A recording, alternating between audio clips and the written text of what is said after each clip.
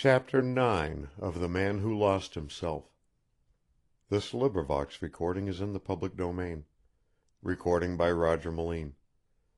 The Man Who Lost Himself by H. de Vere Stacpoole.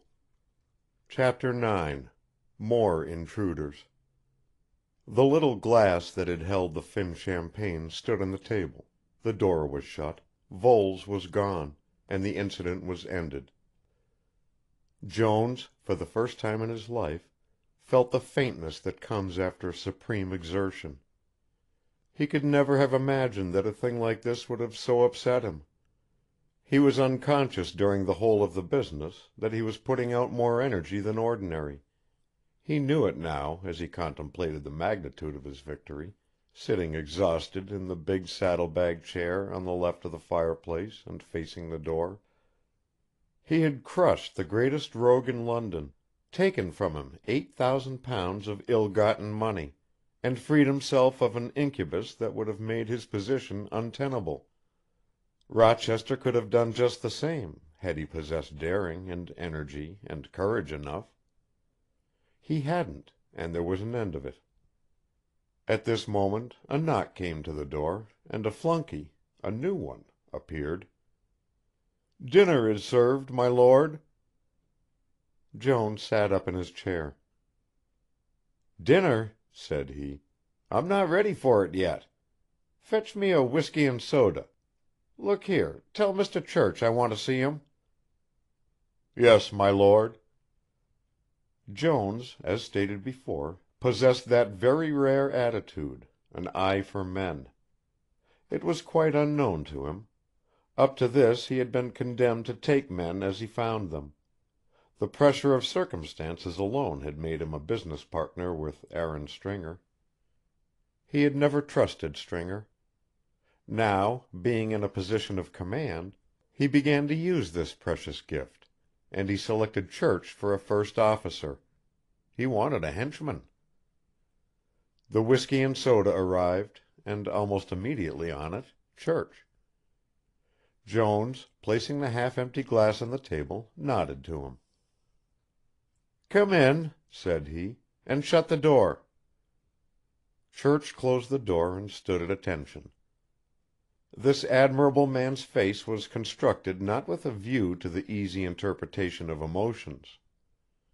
I doubt if an earthquake in Carlton House Terrace and the vicinity could have altered the expression of it. He stood as if listening. Jones began, "I want you to go tomorrow at 8 o'clock to number 12B Jermyn Street to get some documents for me. They will be handed to you by A. S. Voles." "Yes, my lord." "You will bring them back to me here." "Yes, my lord."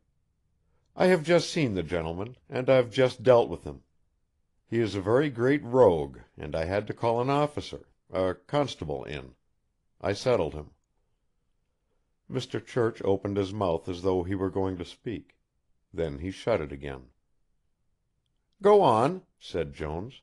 "What were you going to say?" "Well, your lordship, I was going to say that I am very glad to hear that. When you told me 4 months ago, in confidence, what Voles was having out of you, you will remember what advice I gave your lordship. 'Don't be squeezed,' I said. 'Squeeze him.' Your lordship's solicitor, Mr. Mortimer Collins, I believe, told you the same." "I have taken your advice. I find it so good that I am going to ask your advice often again. Do you see any difference in me, Mr. Church?" "Yes, my lord, you have changed, if your lordship will excuse me for saying so." "How?" "You have grown younger, my lord, and more yourself, and you speak different, sharper, so to say." These words were balm of Gilead to Jones. He had received no opinion of himself from others till now. He had vaguely mistrusted his voice, unable to estimate in how much it differed from Rochester's. The perfectly frank declaration of Church put his mind at rest. He spoke sharper, that was all. "Well," said he, "things are going to be different all around. Better, too." He turned away towards the bureau, and Church opened the door. "You don't want me any longer, my lord?" "Not just now." He opened Kelly's directory and looked up the solicitors till he came to the name he wanted.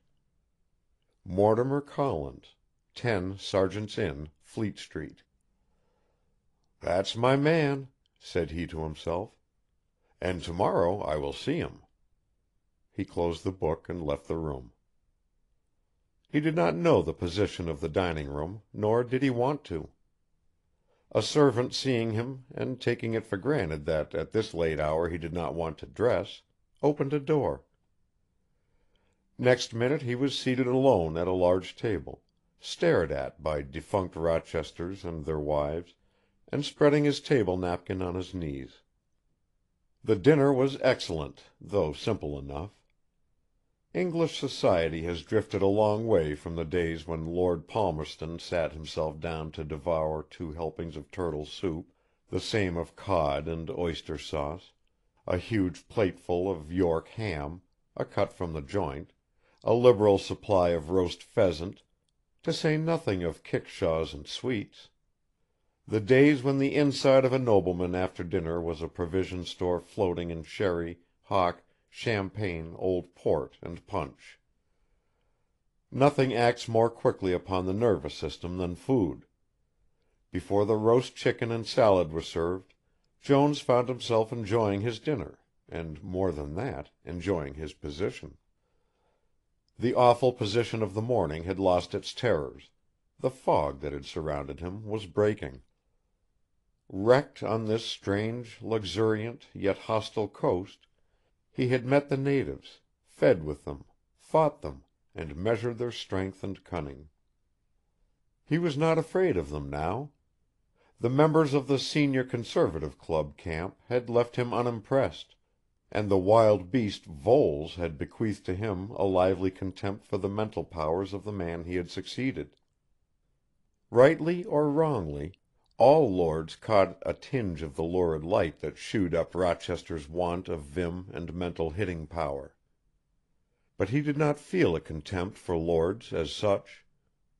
He was longing to appreciate the fact that to be a lord was to be a very great thing, even a lord who had left his estates run to ruin, like himself. A single glass of iced champagne, he allowed himself only one, established this conviction in his mind, also the recognition that the flunkeys no longer oppressed him, they rather pleased him. They knew their work and performed it perfectly.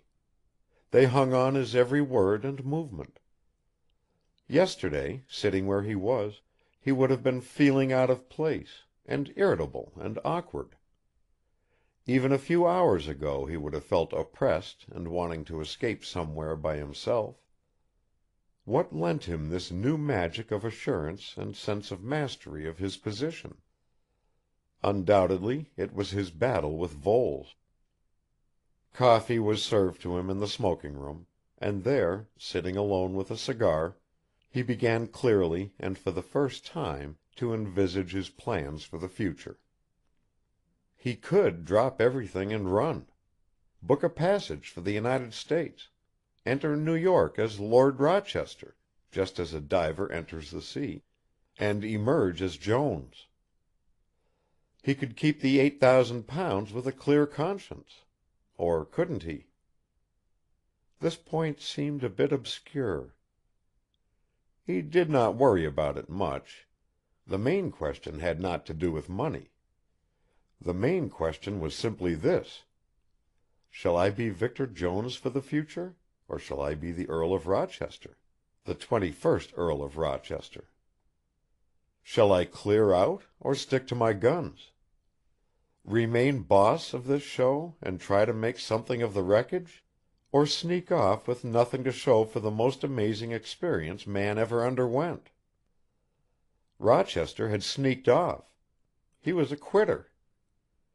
Jones had once read a story in the Popular magazine, in which a railway manager had cast scorn on a ne'er-do-well. "God does surely hate a quitter," said the manager. These words always remained with him. They had crystallized his sentiments in this respect. The quitter ranked in his mind almost with the sharper. All the same, the temptation to quit was strong, even though the temptation to stay was growing. A loophole remained open to him. It was not necessary to decide at once. He could throw down his cards at any moment and rise from the table if the game was getting too much for him, or if he grew tired of it. He saw difficult times ahead for him in the mess in which Rochester had left his affairs. That was, perhaps, his strongest incentive to remain. He was roused from his reverie by voices in the hall. Loud, cheery voices. A knock came to the door and a servant announced, "Sir Hugh Spicer and Captain Stark to see you, my lord." Jones sat up in his chair. "Show them in," said he. The servant went out, and returned ushering in a short, bibulous-looking young man in evening dress, covered with a long fawn-colored overcoat. This gentleman was followed by a half-bald, evil-looking man of 50 or so, also in evening attire. This latter wore a monocle in what Jones afterward mentally called his twisted face. "Look at him!" cried the young man. "Sitting in his blessed armchair and not dressed. Look at him!" He lurched slightly as he spoke, and brought up at the table, where he hit the inkstand with the cane he was carrying, sending inkspot and pens flying. Jones looked at him. This was Hughie, pillar of the Criterion Bar, president of the Ragtag Club, baronet and detrimental, and all at 23. "Leave it alone, Hughie," said Stark, going to the silver cigar box and helping himself. "Less of that blessed cane, Hughie. Why, Jollops, what ails you?" He stared at Jones as he lit a cigar. Jones looked at him. This was Spencer Stark, late captain in His Majesty's Black Hussars, gambler, penniless, always well dressed, and always well fed. Terrible. Just as beadles are beadles, whether dressed in tropical splendor or the funeral black of the English type, so are detrimentals detrimentals. Jones knew his men.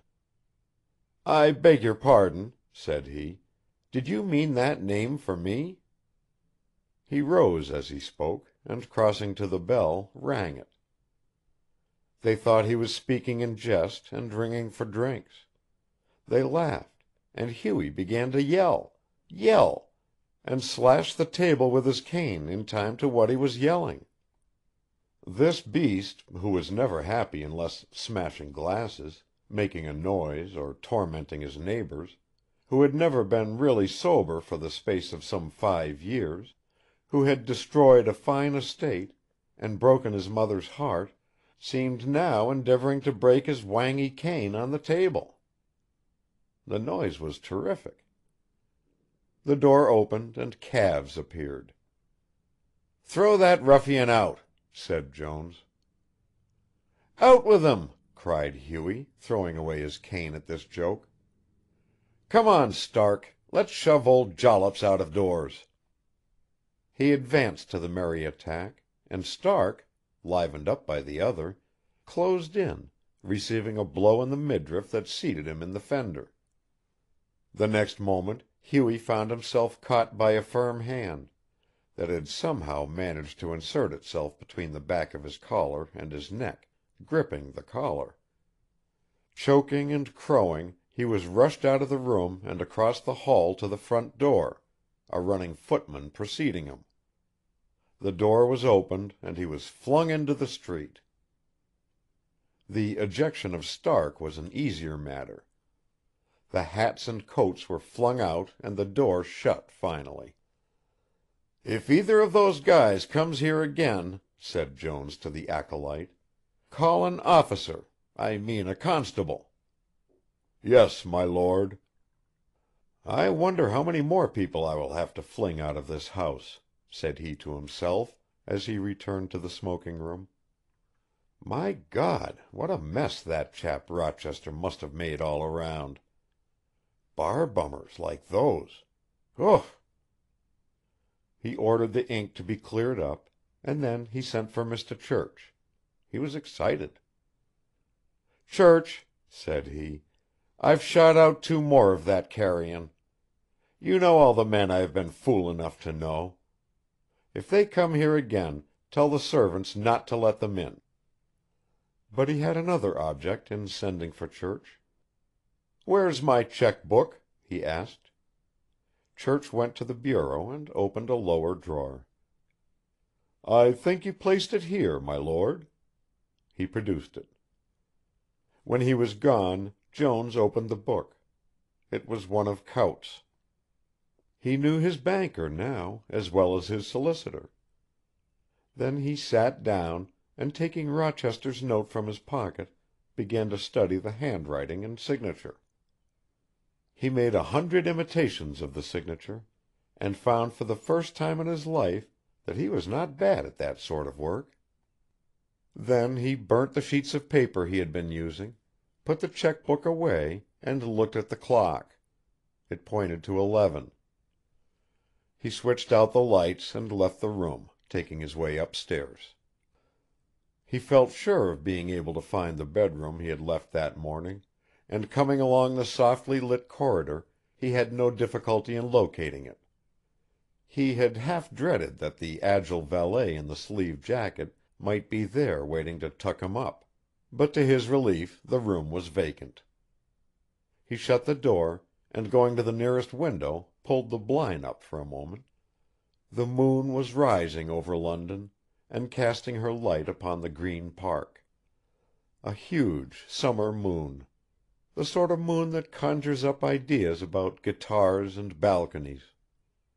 Jones undressed, and putting on the silk pajamas that were laid out for him, got into bed, leaving only the light burning by the bedside.